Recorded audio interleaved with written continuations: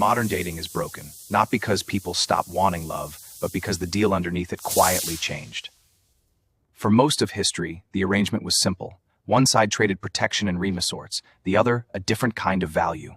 Brutal, but stable. Then one side starting their own money, status, and safety. The new pressure, equal benefits is other could offer, suddenly became optional. And the deal that held for thousands years just dissolved. Now both sides feel cheated.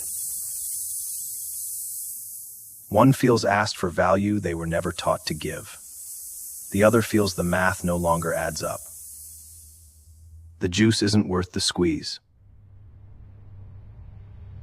And technology made it worse. Endless options, total anonymity. For the first time, you can treat people as disposable, with no one to answer to. So people retreat into solitude, into screens, into maybe later. The question isn't who's to blame, it's what's the new deal? And can we even agree on one?